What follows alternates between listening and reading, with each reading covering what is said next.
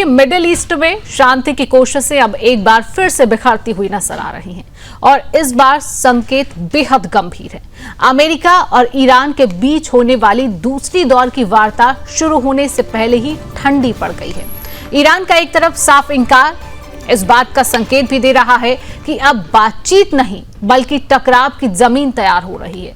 Iran ने जिस तरह से अमेरिकी मांगों को अवास्तविक और दबाव की राजनीति बताया, उससे पूरी तरह से स्पष्ट और साफ हो गया है कि तेहरान झुकने के मूड में बिल्कुल नहीं है। दूसरी तरफ अमेरिका अपनी शर्तों से पीछे हटने को तैयार नहीं है। यानी दोनों तरफ जिद, दोनों तरफ ताकत और बीच में सुलगता हुआ मिडिल ईस्ट। पाकिस्तान ने खुद को इस पूरे घटनाक्रम में मध्यस्थ के तौर पर पेश करने की कोशिश की। शहबाज शरीफ ने मसूद पेजिशकियान को फोन कर मनाने की भी कोशिश की, लेकिन नतीजा वही, नाकामी। ऐसे अब साफ हो गया है कि इस खेल में पाकिस्तान की हैसियत सीमित है और उसका चौधरी बनने का सपना जमीन पर ही टिक पा रहा है। अब सबसे खतरनाक पहलू सीज फायर की मियाद बन चुकी है। यानी 22 अप्रैल को जैसे ही ये खत्म होगा, हालात किसी भी दिशा में जा सकते हैं। अगर बातचीत का दरवाजा बंद रहा तो अगला कदम सैन्य कार्रवाई भी हो सकता है। समुद्री नाकाबंदी, मिसाइल हमले, प्रॉक्सी वॉर, हर विकल्प खुला है। ऐसे में अब अंजाम की बात करें तो अगर यही गतिरोध जारी रहा तो मिडिल ईस्ट एक बड़े संघर्ष की ओर बढ़ सकता है, जिसकी आग सिर्फ एक क्षेत्र तक सीमित नहीं रहेगी बल्कि वैश्विक अर्थव्यवस्था, तेल सप्लाई और अंतर्राष्ट्रीय सुरक्षा को भी झकझोर देगी। यानी पूरी तरह से साफ है, यह सिर्फ एक वार्ता का टूटना नहीं, यह एक संभावित युद्ध की दस्तक है।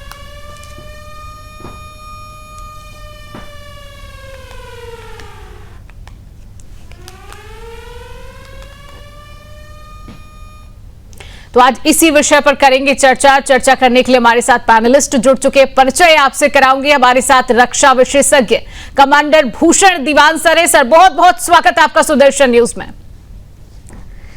भूषण दीवान सर, जब इस्लामाबाद में बातचीत होने जा रही थी तो कहीं ना कहीं एक आशा की किरण थी कि शांति वार्ता शायद हो सकती है, लेकिन अब जिस तरीके की स्थिति स्पष्ट नजर आ रही है, ईरान ने बातचीत करने से पूरी तरह से इनकार कर दिया, अमेरिका ने तमाम वादे और नियम, तमाम बातें की, उसको मानने से भी इनकार कर दिया है।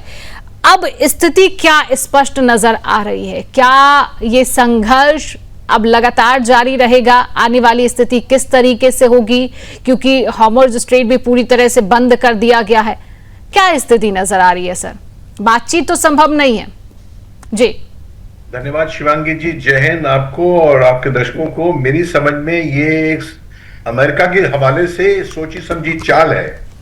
क्योंकि अमेरिका ने हॉर्मुज़ को अपने नाग पाश में ले लिया है और पूरा कंट्रोल बना दिया है उसने, और उस कंट्रोल को जाहिर करने के लिए अमेरिका ने एक और चाल चली है। उसने एक जो ईरानियन शिप टुस्का है, उस टुस्का को उन्होंने उसके यूएसएस डिस्ट्रॉयर स्प्रूएंस ने उस पे इंजन रूम पे अटैक करके और हम उसके मरीन्स उस पे बोर्ड करके मरीन उनके ऊपर गए हैं और उनको एक किस्म से डिफेंस बंदी बना लिया है। बंदी तो नहीं बनाया पर उनको आगे जाने के लिए एकदम रोक दिया है। तो अमेरिका ने अपनी पावर दिखा दी कि हमारा पूरा वर्चस्व जो है हॉर्मुज़ में छाया हुआ है।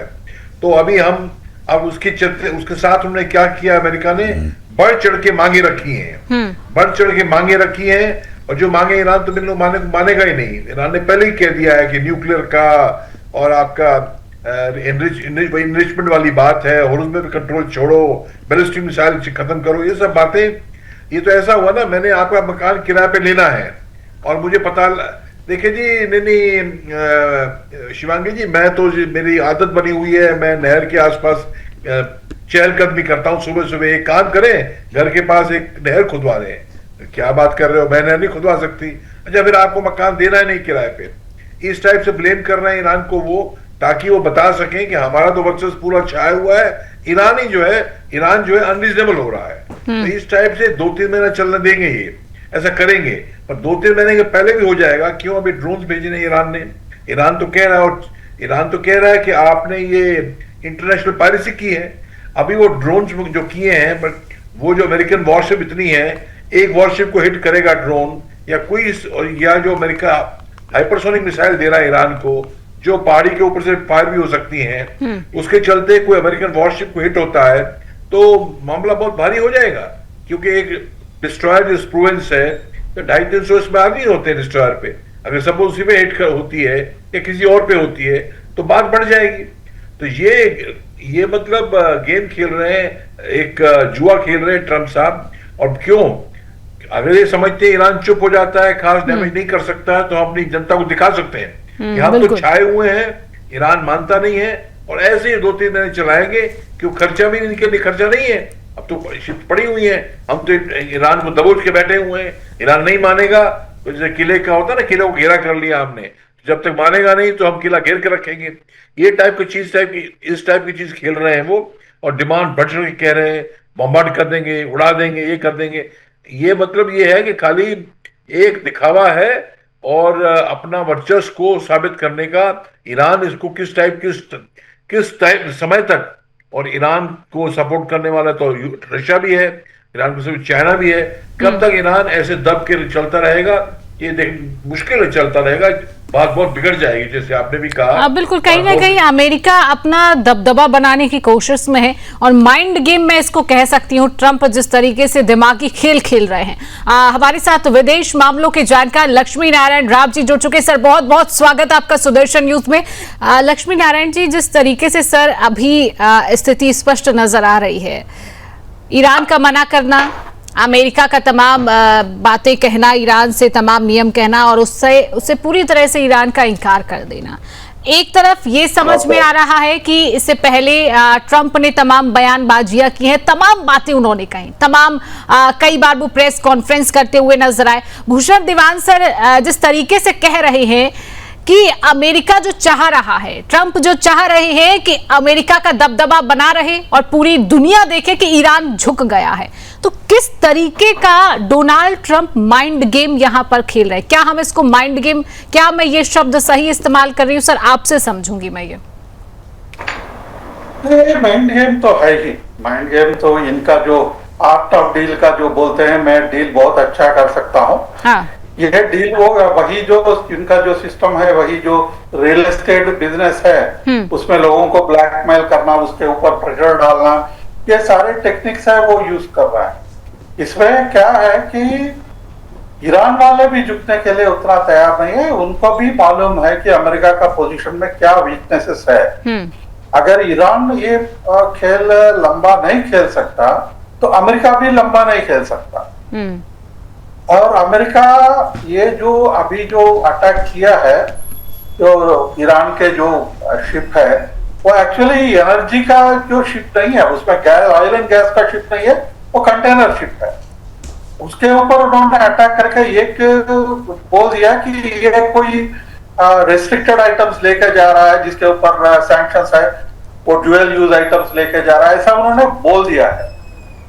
लेकिन ये आइटम्स जो उसमें जो है वो है किसी को पता नहीं। ये मेन जो इनका जो रेस्ट्रिक्शन के लिए ये होगा, तो अमेरिका वाले कहां तक लेके जा सकते हैं जिसको ईरान भी मंजूर कर सके। इसमें टोटली अमेरिका एक वन साइडेड डील लेना चाहता है, वो ईरान दे नहीं सकता, क्योंकि ईरान को भी जितने भी वो वहां जो डिक्टेटरशिप है, जो मुल्ला राज है, तो मुल्लाओं को भी अपने कॉन्स्टिट्यूएंसी को थोड़ा कुछ बताना पड़ेगा कि हमने थोड़ा हमारा ईरान का इंटरेस्ट जो भी है वो हमने कुछ प्रोटेक्ट किया, हमने मिसाइल्स का प्रोटेक्ट किया, हमारे पास न्यूक्लियर ये स्टॉक पहले है उसको भी हमने ये किया, उनको भी आंसर देना है। ये कि सरेंडर कर दिया तो उन लोगों को भी पावर चला जाएगा।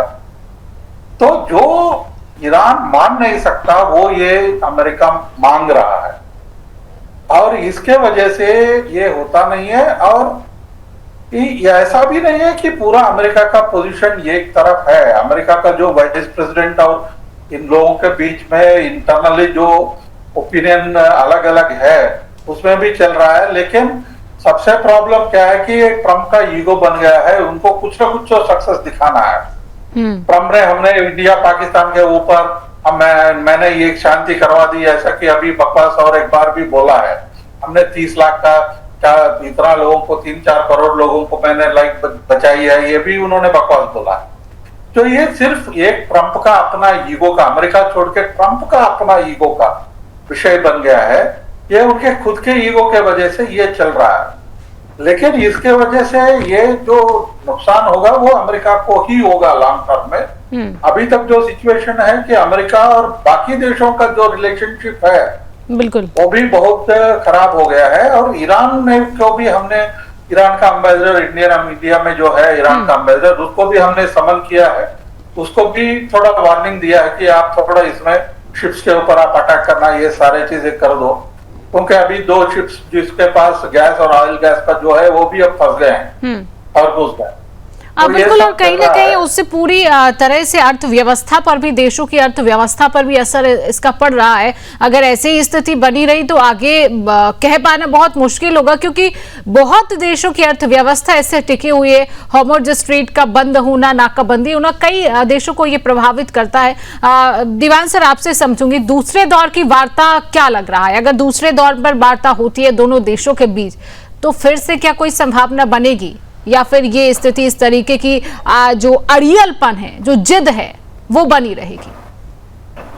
बिल्कुल, पहला तो चांस ये है कि ईरान की टीम शायद आए ही ना, और इसी के चलते आप देख रहे हैं वही माइंड गेम वाली बात, दुनिया को दिखाने वाली बात। हमारी जो टीम पहुंच गई है, सिक्योरिटी गार्ड भी तैनात कर दिए, हम तो तैयार है, इच्छुक है बात करने के लिए। ये ईरान नहीं करता है भाई। और उसके बाद तो ईरान तो जानता है, राव साहब ने बिल्कुल सही बात कहा, उन्होंने अपने देश की कॉन्स्टिट्यूंसी को 9 करोड़ लोगों को बताना है, 40 दिन तक आप लड़े और आप इस्लामाबाद में जाके सब बातें मान के वापस आ गए, कैसे मानेगा? और वो ऐसा मानने की कंडीशन नहीं है। और उनको भी अभी जो जिस टाइप से दिखा रहे हैं आप, उनका शिप टोस्क्वा जल रहा है, तो वो तो क्या है, रूस और चीन सपोर्ट फर्दर करेगा तो लंबा जाएगा ये बात। और लंबा मतलब ये है कि ये, और अगर आती भी है ईरान की डेलीगेशन, तो कुछ निर्णय नहीं होगा, कुछ डिसीजन नहीं होगा, सवाल ही नहीं है। और ये तो आप देखिए अगले 12-14 घंटे में चीज काफी बढ़ सकती है। और बढ़ सकने में क्या है कि अमेरिका की कन्वेंशन पावर पूरी तरह तैयार है, वहां बैठी हुई है।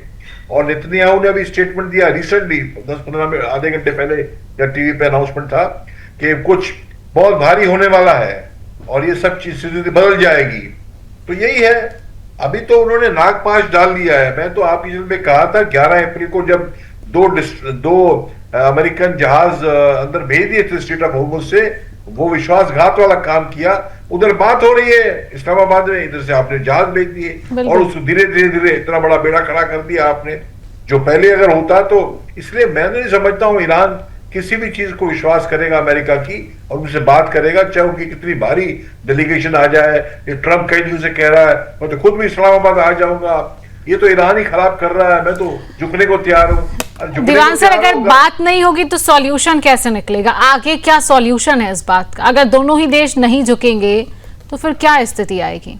आप ठीक कह रही हैं, पर सवाल ये है ना कि दूरगामी वर्चस्व, दूरगामी पगड़ी और साख का सवाल है।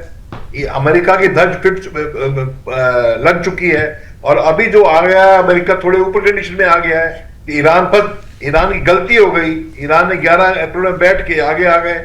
अब नेगोशिएशन में, देखिए नेगोशिएशन में ऐसा होता है गिव एंड टेक दोनों करते हैं।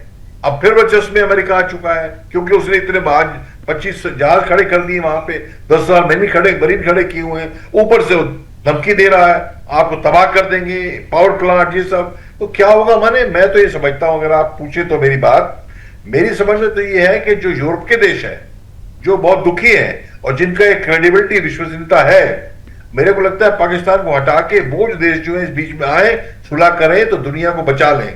और उनको अमेरिका भी मान लेगा, चलो ठीक है, अभी तो नई बात तो की अमेरिका ने, आप तो पेपर टाइगर है नेटो को, यूरोप को, पर फिर भी तो डाइवोर्स तो ऐसा नहीं हुआ है। उनकी बात मान के शायद वो चीज कायम रहे, नहीं तो कायम रहेगी नहीं, संधि होगी नहीं। और ना ईरान और इस्लामाबाद के बस की बात नहीं है, बात बढ़ चुकी है। पर इसके अंदर एक और चक्कर है, नेतन्याहू तो किसी चीज को मानने को तैयार ही नहीं है। तभी तो नेटो के देश फ्रांस, इटली सब कह रहे हैं ये जो वॉर क्रिमिनल है कौन, नेतन्याहू। तो ये सारा काम तो इजरायली लॉबी करा रही है और ईरान को खत्म करने के मूड में है वो। तो ये दुनिया जब खत्म करने के मूड में है और ग्रेटर इजराइल बनाने के मूड में है, उन्हें मौका भी मिला है, दुनिया जाए भाड़ में।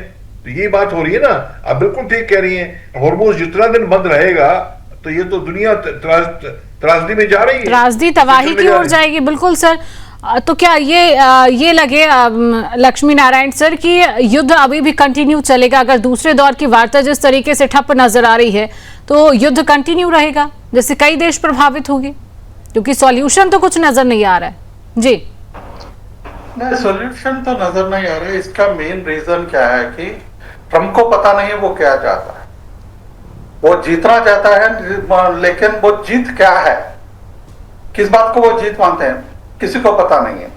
ये युद्ध जिन्होंने किसके लिए चालू किया वो भी किसी को पता नहीं है, और किस तरह पे ये एंड कराया वो उसको खुद को पता नहीं है। बिल्कुल। और सबको मालूम है कि ऐसे कॉन्फ्लिक्ट में पॉलिटिकल रेजोल्यूशन एक ना एक स्थिति में होना चाहिए, लेकिन कौन सी पॉलिटिकल रेजोल्यूशन क्या है? पॉलिटिकल रेजोल्यूशन के लिए एक तरफ वो बोलता है कि जेडी वैंस जा रहा है इस्लामाबाद, बाकी तुरंत बोलता है कि नहीं जा रहा है, वहां सिक्योरिटी थ्रेट है।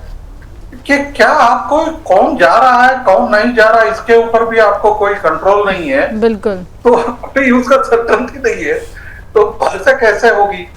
स्थिति ऐसे है कि यहाँ बिल्कुल लक्ष्मी नारायण सर, अब आगे देखना होगा स्थिति स्पष्ट क्या नजर आती है। जिस तरीके की दूसरी वार्ता से कहीं ना कहीं लोगों को, दुनिया को उम्मीद थी कि ठीक है अब शांति की स्थिति शायद हो सकती है, एक देश कोई झुकेगा, लेकिन दोनों ही देश अपनी अपनी बातों पर अडिग है। एक अड़ियलपन, एक जिद नजर आ रही है, जिस तरीके से ईरान भी झुकने को तैयार नहीं है। अब आगे देखना होगा ये स्थिति किस ओर रुख लेती है। फिलहाल समय का अभाव है, आप दोनों मेरे साथ जुड़े, आप दोनों ने समय दिया। भूषण दीवान से लक्ष्मी नारायण सर, आप दोनों का हमारे साथ जुड़ने के लिए, समय देने के लिए बहुत बहुत धन्यवाद। तो जिस तरीके से ट्रंप ने तमाम बातें अमेरिका ने कही, लेकिन ईरान ने उस तरीके को पूरी तरह से खारिज कर दिया, उसको पूरी तरह से मना कर दिया है। अब ये देखना होगा, बातचीत करने से भी ईरान ने इनकार कर दिया है। अब आगे क्या स्थिति स्पष्ट नजर आती, क्योंकि दूसरी जो वार्ता होनी थी वो पूरी तरह से ठप नजर आती। पहली बात, क्या युद्ध की शुरुआत फिर दोबारा से की जाएगी? हॉर्मुज़ स्ट्रेट पूरी तरह से बंद है, नाकाबंदी पूरी तरह से की गई है, पूरे कई देश इस पर टिके हुए हैं, उनकी अर्थव्यवस्था पर भी इसका असर पड़ रहा है। लेकिन आने वाले समय में क्या स्थिति स्पष्ट नजर आती है, क्योंकि सॉल्यूशन अभी नजर नहीं आ रहा है। युद्ध का आगे क्या स्थिति बनती है, किन देशों पर इसका प्रभाव पड़ता है, ये भी देखने वाली बात होगी।